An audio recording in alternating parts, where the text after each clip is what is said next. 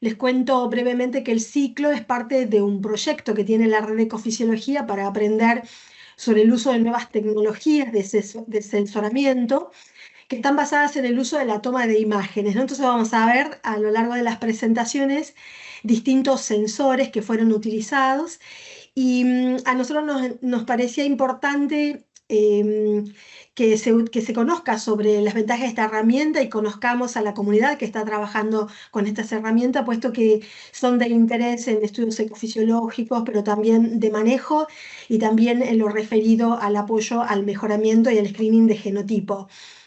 Y bueno, hoy vamos a iniciar este espacio. Este espacio fue pensado para que todos podamos, aparte de conocernos, que podamos interactuar, hacer nuestras preguntas. Así que ahora doy paso a Laura para que nos cuente quiénes nos están acompañando en este primer encuentro. Laura. Ale, es tu turno, ¿no? Quedamos así. Ale, Perdón. bien. Ale, bien. Sí. Bueno, la primer disertación está a cargo de Edwin Aguilar, de INTA Corrientes.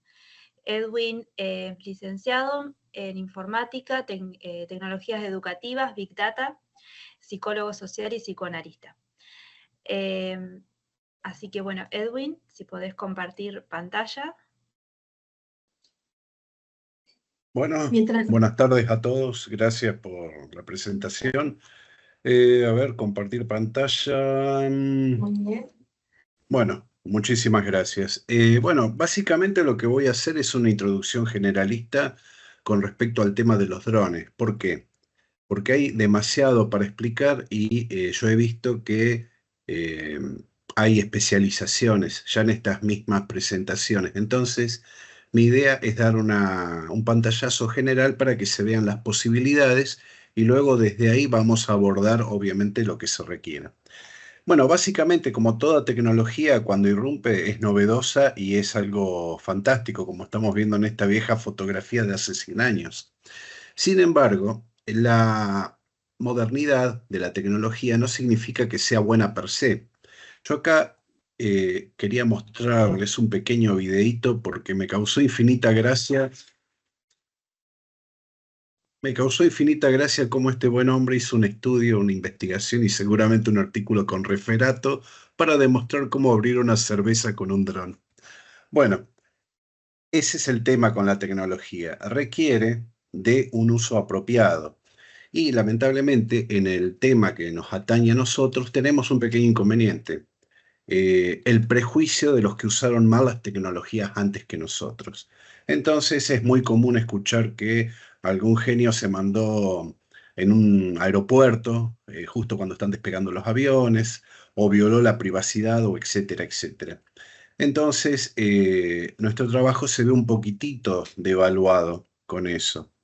Y la idea de esta pequeña presentación es revalorizarlo para que ustedes lo puedan usar sin la carga kármica de sus arquetipos. Entonces, la pregunta es, ¿por qué usar un dron? Bueno, básicamente la respuesta es porque vuela. Y ustedes me van a preguntar, ¿y qué aporta eso que vuele? Bueno, aporta mucho, es el cambio de la mirada o de la perspectiva. Nosotros, cuando vamos a un cultivo, a un ensayo, a un campo, tenemos una visión horizontal. El dron provee una visión cenital, es decir, desde arriba hacia abajo, muy similar a las imágenes satelitales, pero con grandes diferencias.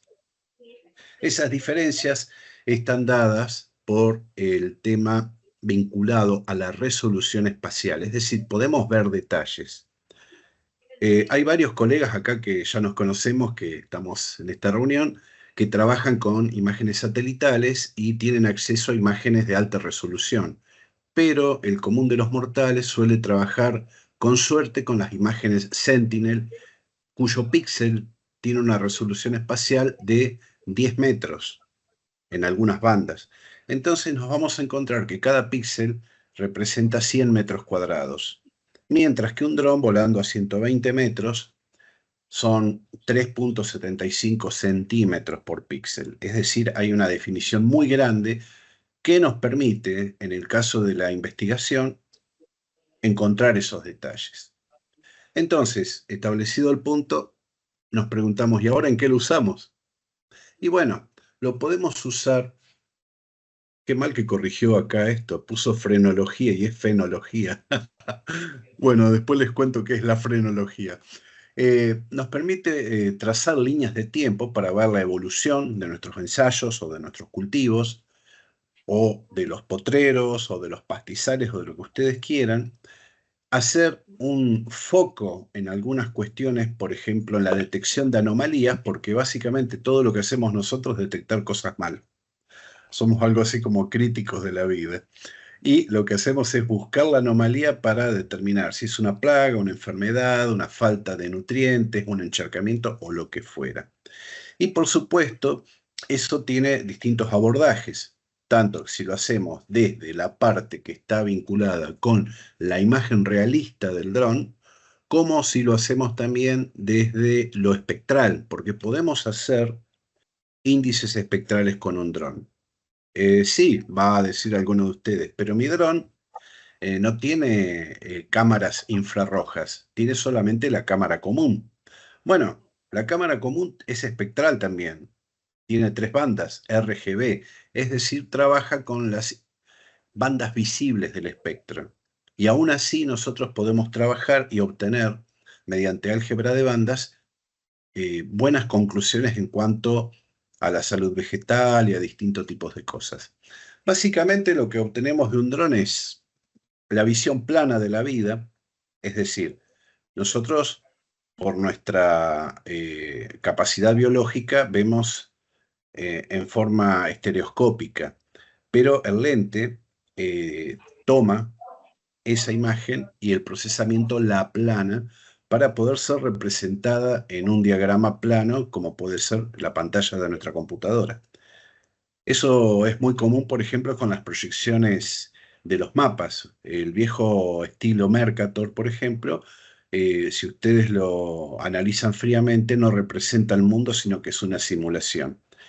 Eso es debido a que es un esferoide la Tierra y geoide. Y ese geoide, cuando lo queremos volver plano, tenemos que hacer alguna formulación matemática para que coincidan las distancias, los ángulos, etc. Bueno, en nuestro caso los drones lo hacen solo, mediante el procesamiento con ciertos programas.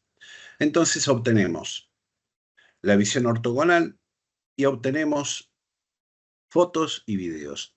Y esas fotos y videos las podemos utilizar, como estábamos viendo aquí, en esta demostración de una línea de tiempo, con las imágenes realistas, que son los ortomosaicos, que es decir, cómo se verían a simple vista las cosas, algún tipo de relieve o modelado digital de la cobertura en este caso, y algún índice espectral como alguno asociado al BARI o al NBDI sin infrarrojos, que en realidad es el mismo NBDI del satélite, pero cambiando un par de bandas. ¿Esto qué nos permite? Nos permite diferenciar los distintos estados y situaciones que presenten lo que estamos sobrevolando. El ortomosaico aporta con respecto a las imágenes satelitales precisión. Fíjense que acá tenemos un ortomosaico pequeño que está tomado a 30 metros.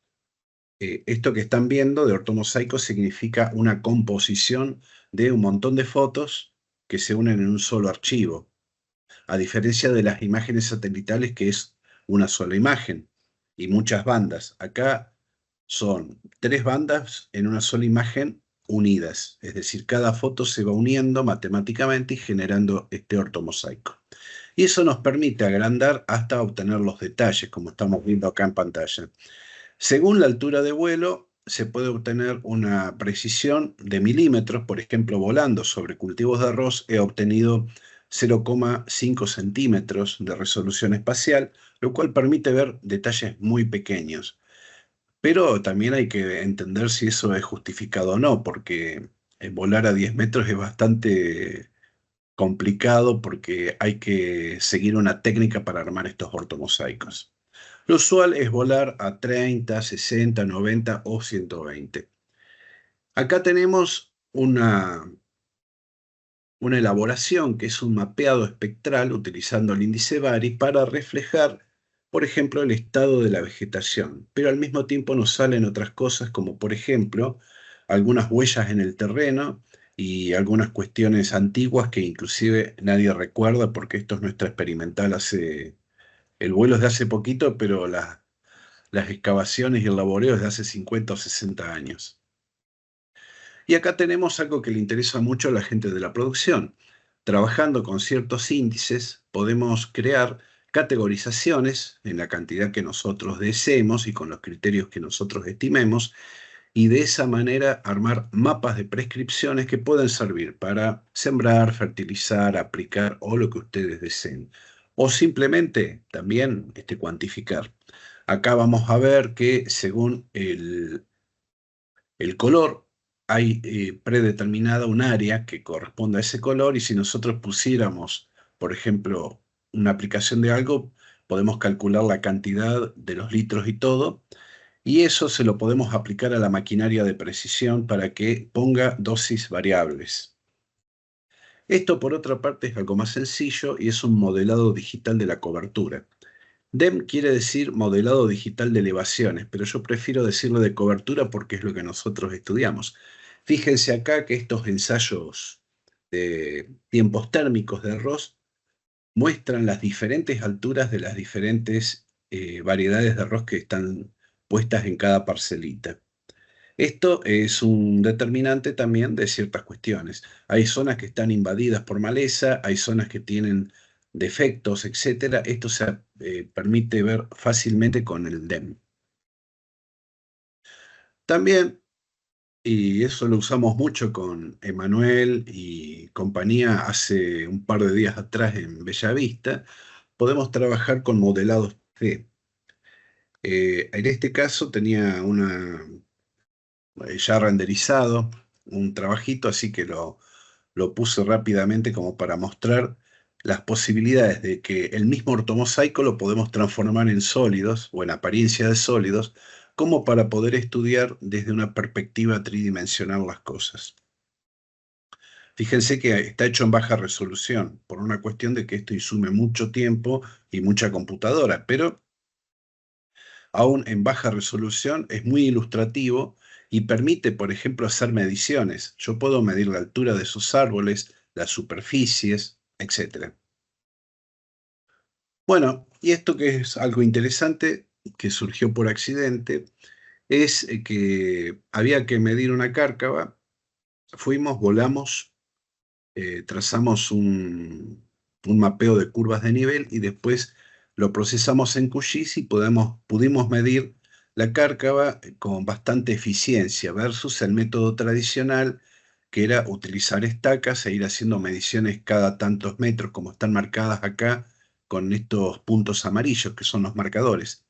En mi caso, el vuelo con el dron me insumió poco menos de 10-15 minutos, porque además filmé video y no me apuré en hacerlo, pero el trabajo que hicieron las personas de recursos naturales les llevó 5 horas. Y el procesamiento me llevó escasamente 1 hora y media, o sea que a todas luces es ventajoso trabajar con el concepto de planos transectos. Esto mismo se presentó en un congreso de suelos hace unos pocos meses atrás. Obviamente que mediante la vectorización que podemos hacer con las curvas de nivel o vectorizando las mismas imágenes cuando trabajamos índices, podemos establecer áreas, volúmenes y una amplia variedad de mediciones. Acá estamos viendo el ortomosaico real, que está un poco nublado porque se empañó el lente y queríamos probar qué tal salía con el lente empañado, si afectaba las mediciones. Acá estamos viendo un mapeo donde hay distintas valorizaciones de cada sector. Esto es hipotéticamente si fuéramos a aplicar algo, ¿no? Acá vemos cómo las curvas de nivel componen los volúmenes del arbolado y también de los arbustos. Y acá una composición mixta que utilizamos para hacer algunas pruebitas y algunas cosas donde mezclamos los dos conceptos. Todo esto se puede aplicar con poco gasto, porque si bien es cierto que es una tecnología aproximativa, nos revela la realidad de lo que está debajo del dron y nos permite avanzar en nuestras conclusiones y son técnicas relativamente sencillas y accesibles. ¿Por qué? Porque, por ejemplo, nosotros para hacer todo este tipo de cuestiones utilizamos el dron que está en pantalla, que es un dron ciertamente económico. Es un dron de unos $1000 más o menos, que es más o menos el piso de entrada a esta actividad. Por supuesto que después hay drones que son especializados, como por ejemplo los pulverizadores, y hay otro tipo de artefactos como los que usamos el martes, que son muy sofisticados, que seguramente Manuel les va a comentar algo en algún momento, pero escapan a esta cuestión del precio. Es decir, son equipos que valen muchísimo más dinero y no siempre tenemos el acceso.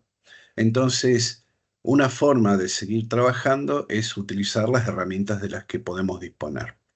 Bueno, eso fue todo.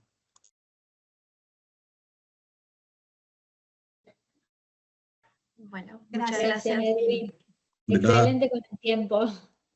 Tuvimos Excelente tiempo. 5 minutos ahí de sobra. Bien. Gracias. Tenemos unos minutos para preguntar. Jorge Martín está haciendo una consulta. Podés activar tu micrófono. ¿Sí? Alejo, estamos. Alguien está preguntando en el chat. Sí. Jorge, Bien. no sé si podés activar el micrófono, si no, su consulta es si están los Mavic 3 multiespectrales específicos y no caros, no solo los aplicadores. Perdón, ¿me podrías repetir la pregunta? No comprendo. Sí. Primero consultó si los datos que mostraste son Acá volando estás. con el Sí. dron. Sí, acá Creo- estoy. Con el dron 3. Bien, excelente. Sí, la consulta era por los datos que estabas comentando en cuanto a la definición por píxel. Si eso era con el dron que mostraste la foto o si era con un multiespectral. Con un Mavic 3 multiespectral. No, Jorge, no. Todo lo hago con el Mini Mavic 3 Pro porque como soy divulgador de todo esto, tengo que usar equipos que puedan adquirir los productores o los investigadores o los estudiantes. Entonces utilizo el Mavic, el Mini Mavic 3. Todo lo que vos viste está hecho con el Mini 1 y Mini 2, perdón, y Mini 3. Inclusive hasta con el Spark he hecho todo esto, pero el Spark tiene poca autonomía de vuelo y no lo recomiendo. El 1 es excelente, pero carece de algunos sensores, entonces me decanté por el 3 y próximamente cuando gane la lotería o reciba una generosa donación, compraré el 4. Estamos todos en eso. No sabía que los equipos se estaban usando mucho en el sector agropecuario, incluso el Mini 4, pero no sabía que se lograba tan buena definición. Es la técnica. O sea, toda herramienta tiene una técnica. Vos le podés sacar mucho a la herramienta que tenés si obviamente sos metódico y haces un procesamiento, digamos, adecuado al objetivo que vos querés. Yo lo que mostré está hecho en baja definición. Puedo mostrar trabajos en alta, pero no quiero espantarlos porque las horas de procesamiento son eternas. Ayer, por ejemplo, procesando lo de Manuel, por ahí andaba Emanuel, no lo veo ahora, y Eduardo. Hola, Eduardo. El ortomosaico de 1003 imágenes estuvo 12 horas procesando. Vuelvo a lo mismo, si utilizamos el tope de gama, obviamente que vamos a obtener muchísimos mejores resultados, pero está la cuestión de la accesibilidad. Hemos detectado, tanto por nuestros estudios como por nuestras encuestas, que cada vez hay más personas que quieren brindar servicios y que quieren sacarle provecho a sus drones en sus propios campos o a terceros, y se encuentran con esto, qué hacer y cómo hacerlo. Entonces nosotros trabajamos todas las técnicas que también incluyen obviamente a nosotros, porque nosotros somos los principales usuarios de todo esto, para que puedan obtener un rendimiento que sea dentro de un grado de incertidumbre adecuado como para hacer mapeos, prescripciones, mediciones, etc. Pero se puede. Edwin, Perfecto. tenemos Sí, muchas preguntas, así que Jorge, después en todo caso te pasamos los contactos de Edwin. Tenemos ¿Cómo no? preguntas de Enrique Alberioni. Por favor, Enrique, ¿cómo estás? Activa tu micrófono. Luego Carlos, ¿sí? Y tenemos varios comentarios en chat que también queremos sumar, ¿sí? Bueno, Enrique. Hola, Sí. muy buenas tardes a todos. Gracias por el espacio. Yo estoy acá en Marco Juárez, en el área de patología de cultivo de trigo, maíz y otros. Edwin, Claro. quería hacerte una pregunta. Para ustedes es muy familiar el término ortomosaico. ¿Cómo Sí. se construye ese ortomosaico? Me refiero cuando uno pasa con el dron y la cámara toma la imagen, ¿cómo se construye ese ortomosaico? Bueno, voy a evitar el chiste fácil, ¿no? Yo siempre que digo que estoy renderizando un ortomosaico y me preguntan cómo va, les respondo. Pero te cuento, hay una cuestión que vos tenés que tener en cuenta. Un ortomosaico es una colección de imágenes fotográficas cenitales, es decir, que apuntan en ángulo de 90 grados hacia abajo, porque vos tomás lo que hay abajo. Claro. Entonces, según la altura, vos tenés que programar el dron para que tome una fotografía automáticamente cada tanto. Eso si lo haces manualmente, como lo suelo hacer yo, que soy maniático de volar manual. Pero hay algunos que utilizan programas donde vos predeterminás esos puntos donde toma fotografías. Se llaman white points.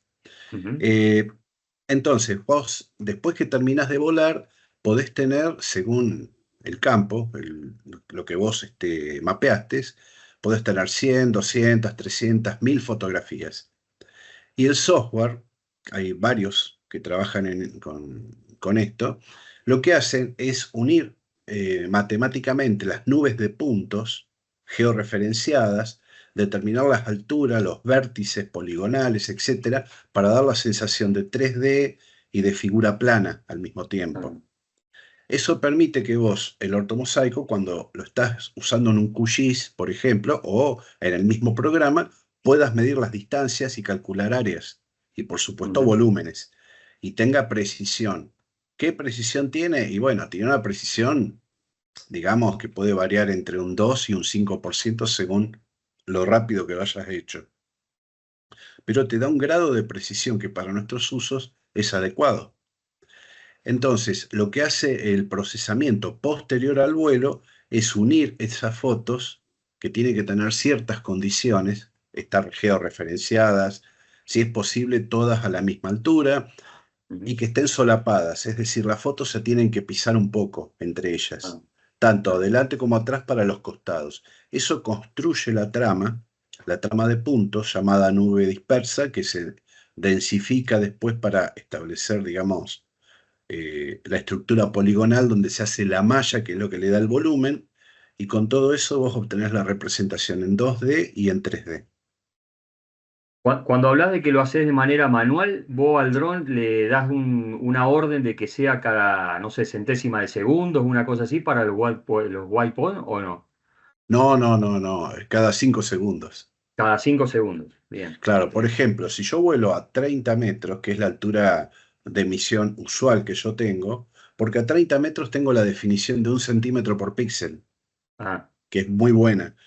Entonces, no puedo superar cierta velocidad, porque si no las fotos no solapan. Claro. ¿Y por qué 5 segundos? Porque si yo lo hago más rápido, me lleno de fotos. Y después procesarlo es un dolor de estómago. Y aparte, no sería nada raro que si el dron está desestabilizado por una ráfaga de viento o algo, la cámara, que tiene que estar apuntando a 90 grados, se mueva un poquito y te empiece a generar distorsiones en el entretejido de los datos. Entonces, es mejor que tome, aunque sea con error, una imagen cada 5 segundos y no cada 2 segundos, que te llenaría infinitamente de fotografías. Excelente tu explicación, Edwin. Edwin, muchas gracias. Tenemos más Te agradezco mucho. preguntas. tenemos más preguntas, así si podemos intercambiar, porque nos quedan pocos minutos. Carlos Navarro, y después INI Ecuador, preguntas, y Edwin, por ahí si es muy larga, podemos después dejar los contactos para que todos podamos subir las inquietudes que tenemos. Carlos. Sí, ¿qué tal? Buenas tardes. Somos compañeros con Enrique en la misma experimental. Erwin, ahí me llamó la atención que lo hagas manual al ortomosaico, debe tener una precisión bastante importante. Lo que me importa es el tema del proceso. ¿Tenés algunos datos de procesado? O mejor dicho, voy por otro lado. Vos decías que esto se los da, los capacitás a los productores. ¿Los productores Exacto. cuentan con la tecnología como para hacer el proceso? Porque la foto la sacás, pero el proceso, ¿quién lo hacen ellos también? Porque a nosotros nos está costando que la gente que enseñamos a usar o para qué le pueden usar, se sienten a procesar las imágenes. Tengo estrategias, Carlos. En primer lugar, yo diseño toda la técnica para que sea accesible. Está bien. Les podría contar casos de no éxito donde es sumamente complejo hacer todo y no tiene sentido.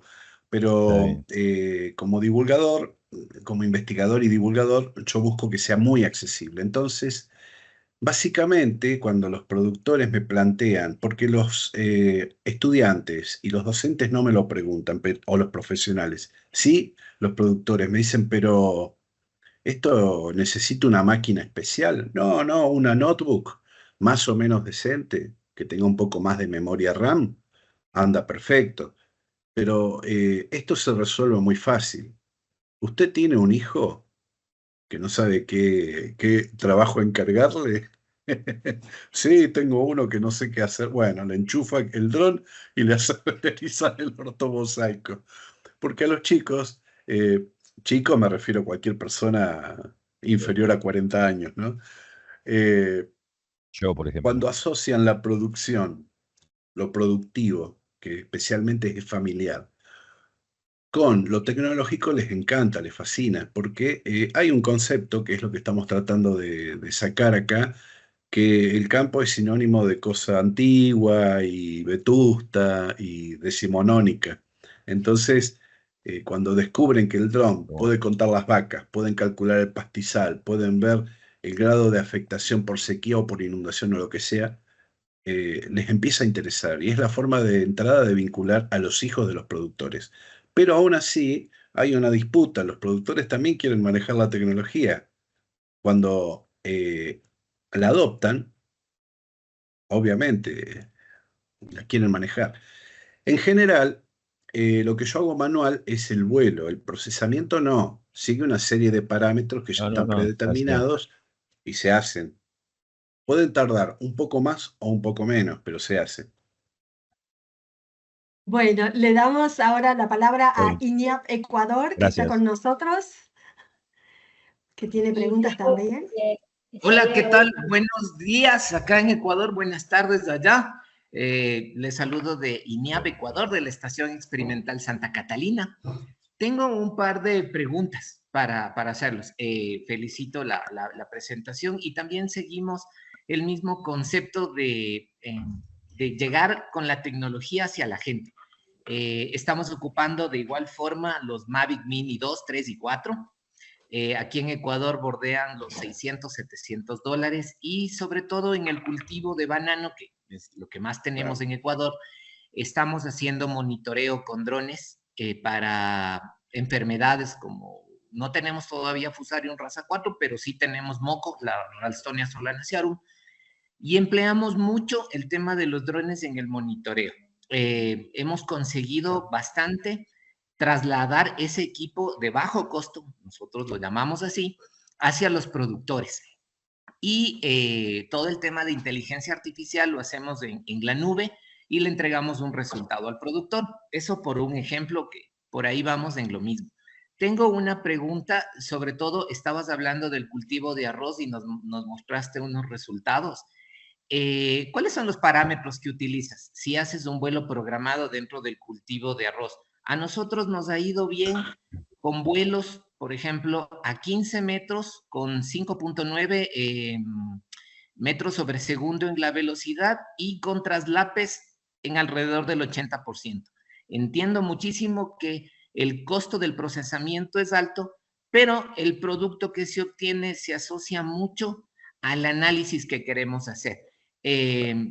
Estoy de acuerdo, vi alguna pregunta que te dice un multiespectral, el Mavic 3 multiespectral a más altura te da la misma resolución en píxeles, pero no es así, no funciona de la misma forma. Aquí, por ejemplo, con los drones de bajo costo, a 15 metros, como te digo, con estos traslapes y esta velocidad, en arroz hemos logrado obtener una buena calidad del mosaico para poder hacer análisis de enfermedad. No sé tú cómo estás volando en arroz, que es lo que me interesa un poco conocer. ¿Cómo no? Bueno, antes que nada, gracias por estar acá entre nosotros. Yo tengo un particular afecto por Ecuador porque hay un programa que me gusta mucho que es ecuatoriano. Se llama Enchufe TV. Me divierte mucho. Sí, he volado a 10 metros y suelo obtener resolución de 0,5 y menos centímetros por píxel, que es ideal para detectar cuando empieza el inicio de algo, sea plaga, enfermedad o alguna otra cosa. La velocidad la tengo que restringir, obviamente, porque si volás muy rápido no tenés el solape. Pero sí, se obtienen muy buenos resultados, increíbles, pero a costa de una gran paciencia y un consumo muy grande de procesamiento que después yo tengo que trasladárselo a los arroceros, porque yo hago un análisis de la imagen, pero ellos son los que en definitiva, como conocedores del cultivo, son los que van a determinar causas, efectos y hacer la diagnosis para cómo solucionarlo. Pero en el caso de estos ensayos, que son ensayos de reproducción de germoplasma, son líneas que hay que reproducirlas porque si no después con el tiempo mueren. Lo único que hago es seguir el proceso fenológico, entonces ahí en líneas generales no hay problema, porque no necesito tanto detalle como medio centímetro de resolución. Ya con 1 centímetro está bien. ¿Y qué es lo que veo a 1 centímetro? Por ejemplo, la depredación de los pájaros, o si nuestros carpinchos o capibaras, como le dicen en otros lados, entran al cultivo y hacen un club ahí de carpinchos porque tienen esa tendencia, ¿no? O liebres o cualquier otra cuestión que ande dando vueltas, o si hay deficiencias en el laboreo, o problemas con el agua, por exceso o por falta, o necesidad de algo, nutrientes o lo que fuere, se percibe claramente porque siempre los efectos son mayores a 1 centímetro, y cuando vos ya tenés un área, más o menos, ponele de 10, 15, 20 centímetros, ya podés decir que eso es una anomalía y podés ir a ver in situ ese lugar, porque inclusive vos sabés que queda georreferenciado, y ver si es una cuestión X o Z y tomar los recaudos necesarios. Entonces, en realidad, la altura de vuelo y el grado de fidelidad de esa modelización de la realidad, porque no deja de ser una modelización, va un poco en sentido de los objetivos, de la profundidad del objetivo que vos quieres. Si, por ejemplo, vos me dijeras, mira, quiero ver cómo afecta un hongo o una bacteria, bueno, obviamente tendríamos que tener un área, porque no vamos a ver nunca un hongo y una bacteria, ni siquiera volando pegado al arroz. Pero vos lo que detectás son los efectos, es decir, lo que sucede después de la causa. Por eso le digo anomalías, somos detectores de anomalías. Nunca hay buenas noticias, siempre es algo malo. No sé si respondí tu pregunta. Sí, muchas gracias. Bueno, Bueno, Ya Edwin, estamos. muchas gracias por las preguntas, las respuestas. Vamos a seguir con el segundo disertante y las preguntas que quedan, bueno, está tu mail, o si quieren podemos dejar en el chat y las hacemos si llegamos a tener más tiempo para discutir.